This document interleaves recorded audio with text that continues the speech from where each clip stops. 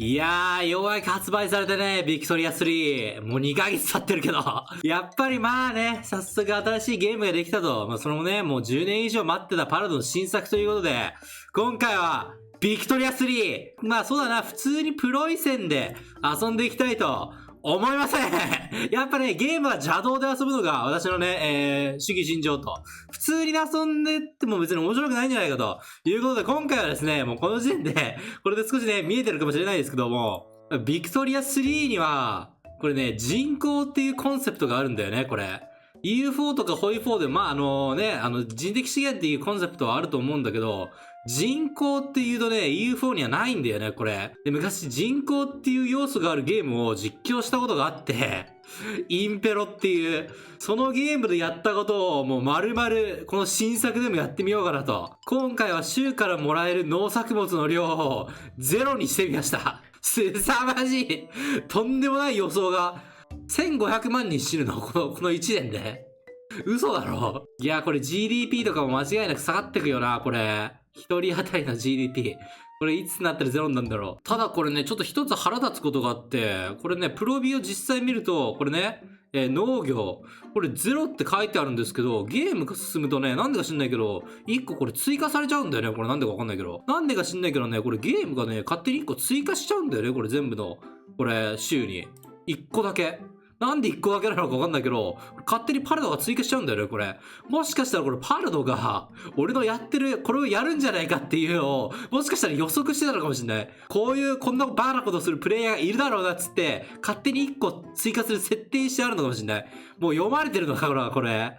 やっぱさすがパルドもちょっと一枚上手になってきたね。ただこれはこれで面白いんじゃないかと思って。あえてね、これちょっとだけ食料が出ることによって、多少のね、希望を、人々に与えることができると。逆にちょっとだけ生きる希望があるというのを人々をね、血眼にさせるんじゃないかと。これはむしろ、ね、勝手に食料がなくて死ぬよりも、こっちの方が面白いんじゃないかと思って、このままやってるんだけど、まずプロイセンの内訳から見てみるか。まあ人々は当然、すさまじいことになってる。これ生活水準マップか、これ。やばすぎるだろ、これ。むしろこれ、この緑の国は何なんだ、これ。労働者貧困。うわー、これやっぱり、そうか。こんな世界でもピラミッドみたいな、ヒエラルキーみたいなのがあるのか、これ。これね、インペロでやった時は、これね、ネタバレしちゃうと、ゲーム進行不可能になったんだよね、これ。シミュレーションなんかクラッシュしちゃうんだよね、これ。おそらく人口が少なすぎて、おそらくパルド側もこれ想定してなかったんだろうな、あんなバカみたいな遊び方する奴がいるって。これむしろ逆にさ、世界一裕福な暮らしをしてる、ポンティアラ、なんだっけこれ。なんかそうだよね、東インドあたりの、なんなんだ逆にこいつらは。何者なんだ。なんでこんな裕福な暮らしができるんだ。 13.5。人口増えてんじゃん、むしろ。142人。すごすぎる。どうなってんだ、これ。なんでこんな裕福な暮らしができてんだ、これ。なんでだ。木食ってんのもしかして。どういうことこれ。なるほどね。金があるから、多分これ食料もしかして買ってるのか、これ。食料買えんのかこの世界で。この市場の状態がどうなってるか気になるな、これ。ちょっとプロイセンで見てみよう。すさまじい。すげえ、これ。全部インフレしてんじゃん。これ、全部1にして、資源とかも全部取っ払っちゃったから、そうか、これ、食料だけじゃないのか、これ。北海道の南側もなんか、比較的裕福な暮らししてんな、これ。なんでだ他の東京とかはもう餓死してんのに、死死類類だろうな、多分今な。これしっかり海岸沿いのプロビとかは、これね、普段なら魚を取れるようになってるんだけど、魚も一切取れないようにしてあるからね、これ。海の幸、山の幸一切取れない状態だけど、なんで北海道だけこんなに増えてるんだ。シンプルにこれ人口が少ないからなのかな、これ。逆にさ、もう中国では200万人亡くなったけど、これゲーム開始から。これグラフ追加してくれるのありがたいな、これ、ビクトリア3。このゲームの GUI 個人的にはちょっと好きなんだけどな。なんか結構あれだね、賛否両論らしいね。このゲーム全体に言えたことなんだけどさ。これあまりにも農民とかね、こういう仮想民の人たちが、不満が溜まりすぎると、反乱とかね、あと、内戦とかも起きるからね、これ。やばい。何これ。ガンガン減ってんだけど、GDP が。イギリスがこれ、やばすぎる、これ。どんどん減ってく。やばい。これ減る一方だな、これ。どうやってイギリスをこれで、むしろ稼いでるんだろう。9。悪くないね、9はね。9は悪くない。もう少しで、大台の2桁に突破するな、これ。消費税。これなんか食料とか税つけてねえかな、これ。食料品とか税つけてないか。いや、ただそうなんだよな。このゲームって結構なんだろう。内政重視な部分があるんだよね、これ。多分なんかあれだろうな。ホイ4とか UFO 実況に慣れてる人は、これあんまり好まないかもしんないね、あんまりね。結構これ内政、何やってんだ何やってんだ何やってんのやべ、ちょっと待って。ただ、なんだっけ結構ね、内政重視な部分があって、こういうね、国境が変わる姿を見たい人は、あんまりこのゲーム好まないかもしんないね。僕個人的には結構好きなんだけどね、このゲーム。ただね、これも別に悪くないんじゃないかなと。早速、こんなこと言ってたら、このゲームであんまり起きないよって言ったら、早速起きたね、これもっと、もう中国でも起きてる。でかい国で起きないかなと思ったら、これ凄まじい内戦が起きてる。よくこの世界であれだよね、戦おうと思うよね、これ。なんだこれ。この人たちは何を運んでるんだろう。こんな食料が一切ない世界で。1800年代で黄金の乱が起きちまったな。ここに美しいね、畑があるように見えるけどね、これ農作物が育つ。だからこれ全て幻想ですからね、これ。戦時中の子供たちが、餓死してる子供たちが、腹いっぱい食料を食べる夢を見るように、生活水準上がってるんだけど。どうなってんだこれ。そもそもどこの国なんだこれ。何これ。ランファン。また東インドの国か。なんだここだけなんか特別な能力でもあんのかこれ。なんでこんなにたらふく食えてんだこれ。なんか国旗が居酒屋みたいな感じだけど。すげえ大量の人たちがここに移住してる。みんなも引っ越そうぜここに。2022年。ランファンに。今どこなんか、インドネシアなんだろうけどさ。グリーンランドもこんなに人気なのこれ。アメリカの中西部も人気だね。ヨーロッパ、オーストラリアとかニュージーランドとか。イギリス領、インドは、反乱だらけだな、これ。イギリス領、インドの場合はこれ、史実でもこんな感じだったからね。やば。ヨーロッパ全土で反乱起きるぞ、これ。地方警察とかなんとかして、抑えようとしてるように見えるけど。いやでもね、とどまることを知らないな。そんなに人口減ってもなお1000万が死ぬって相当やばすぎるだろこの予想。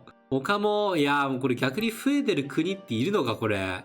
アラパホこれ消滅するぞこれ。むしろこれ市町村合併とかしないといけないなこれ。ただイギリスの GDP はなんか持ちこたえてるなこれ。GDP の床化できたなこれ。技術とかでね GDP は上げることができるからひとまず収まったら多分上がる一方にはなるんだろうけど、GDP 最下位はどこだこれ。400、やっぱアラパホか、やっぱり。やっぱこの国か。もう減ったのこれ。1700人になったんだけど。無敵すぎるだろ、この国。ゲーム開始時点で 1.1 だから、これ以上下がりようがないっていう。イギリスはもう金がなさすぎて一切作れなくなってるな、これ。福祉か。なるほどね。人々に食料を与えようとしてるのか、なんか頑張ってるんだな、なんだかんだ言うて。幕府の首都京都も、生活水準 1.6。羨ましいな、北海道の奴ら。なんでこんな裕福な暮らしができてるんだ。これそろそろ米騒動が起きそうだな、これ。働いてる奴が一切いない。マジで ?12 人しか働いてないの、ここ。行政は一時停止？ちょっと日本の経済どうなってるこれ。日本もダメか、これ。日本も一切作れてない、これ。これ一切建築物とかも作れなくなるからな。すごすぎるだろ、北海道。ただこれ一切建築物が作れないとなると、これ GDP 上げる方法がもう技術しかなくなるから、そうだよね。今何研究してんだ、これ。植民地化この世界でこんな研究してんの？これ多分あれだろうな。この世界で遊ぶとしたら、あれだよね、これ、化学肥料とかさ、ここら辺だよね、多分ね。こういうの研究しなきゃいけないと思うんだけど、ただあれか、ライ麦畑とかもないのか、これ。これ研究する意味あるこれ。この世界だと。穀物とかはもう常にこの値段なのか。すごいな、これ。できるんだ、一応輸入。なんで買えるのかわからないけど、少ないな、輸入できるルート。一応輸出もできるんだ、これ、穀物。ひどすぎるだろ、これ。スターリンみたいなこともできるんだね、これ。穀物輸出。あれ黒い線は逆に、プラスなのかこれ。違うのこれ破産したな、どう考えても。でもそのおかげで逆に建物作れるようになったけど。こんなん作るのか。よりもっと税を吸収しようとしてるのかこれ。ついに GDP がもう一桁台になってきたな。シンがギリギリ持ちこたえてるって感じが。シンはこれ、なんでシンだけなんか GDP が右肩上がりなんだけど。ただ他の国の人口減少は、まあ収まってるかこれ。収まってるのかこれ。これ多分あれだな、人口が減ってると、その分これ農作物とかに働ける人たちが減ってくから、なんかどんどんスパイラルになってくんだろうな、これ。あ、これ反乱軍だな、多分だけど。初めてようやく反乱軍がベルギーの乗っ取りに成功したみたいだね。これ他の国にもあり得るんだろうか。教育がどんどん下がってく。悲しすぎるだろう、これ。教育とかこれ言ってる場合じゃないもんな、これ。で滅亡の危機だもんな、人類の。これいくら領土拡張しても反乱ですぐ戻っちゃうもんな。これ戦争する意味ないな、これ。一つとんでもない国がいるんだけど。なんだこれ。これあ、これすごすぎるだろ、いくらなんでも。56ってなんだ、56って。前代未聞の数値を叩き出してるぞ。なんでだ、人口不足で誰も雇えてないけど、戦いが起きてるけど、これ、一生終わんないぞ、この戦い。兵いないじゃん。さて、一応1936年までシミュレーションしてみたんだけど、まあ、こっからね、普通だったらホイフォーの世界が始まるんだけど、とてもそうには見えないな、これ。まずヨーロッパはまあプロイセンがドイツ統一することはできず、ところかフランスが反乱で二分割。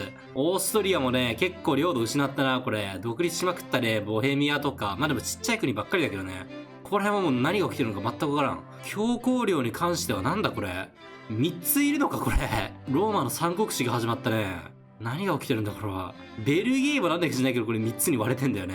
反乱軍の反乱軍とかスモーンしてもう意味不明なことが起きてたな。アジアはなんか比較的平和だったな、これ。秦もなんだかんだ言うて持ちこたえられたしね。一回これ政府が変わったのかな。政権交代したみたいだけど、ただ朝鮮半島と日本は別に特に反乱とかも起きなかったな。アフリカに植民地作った国はまあいなさそうだね。アメリカがちょっと拡張したぐらいかな、これ。他のヨーロッパの国、ドイツとかは一切拡張しなかったな、ここ。GDP 世界1位は圧倒的にオーストリア。すごくないか、これ。2位に大差をつけて。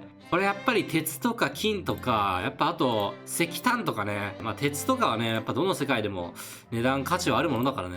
グラフを見るとこれ反乱の時を除いて結構なんか、上がってはいるんだな、これ。これ技術のおかげなんだろうか。人口を見てみると、秦が、これゲーム開始からこれ 95% 以上死んだことになるけど、基本的に人口はもうなんか1700年代みたいな。